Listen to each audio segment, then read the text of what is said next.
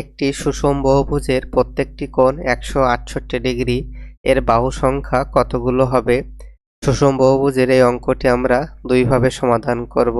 প্রথম সমাধানের ক্ষেত্রে ধরি সুষম বহুভুজের বাহু সংখ্যা n, শর্তমতে আমরা লিখতে পারি n-2 ইন্টু ১৮০ ডিগ্রি ভাগ n সমান সুষম বহুভুজের অন্তঃস্থ কোণের মান অর্থাৎ ১৬৮ ডিগ্রি।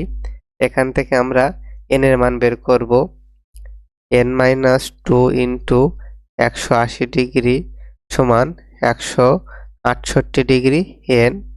বাম পাশে n-2 এর সাথে আমরা ১৮০ ডিগ্রি গুণ করব। ১৮০ ডিগ্রি n বিয়োগ ২ এর সাথে ১৮০ গুণ করলে ৩৬০ ডিগ্রি সমান ডান দিকে থাকবে ১৬৮ ডিগ্রি n।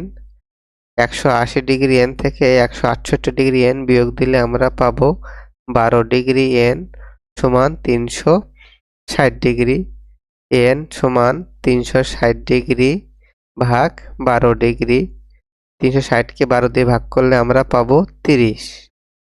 সুতরাং n ইকুয়াল টু ৩০টি, অর্থাৎ সুষম বহুভুজের বাহুর সংখ্যা হবে ৩০টি। অপশনে ক হলো সঠিক উত্তর। এখন আমরা দ্বিতীয় সমাধান দেখব।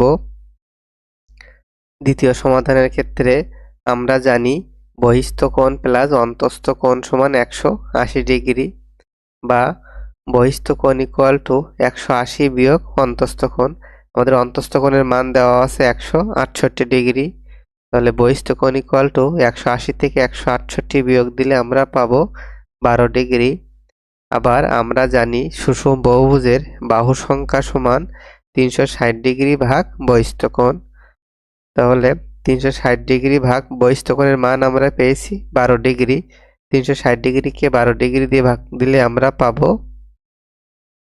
৩০। সুতরাং বাহু সংখ্যা ৩০টি। অপশনে আমাদের সঠিক উত্তর হলো অপশনের ক।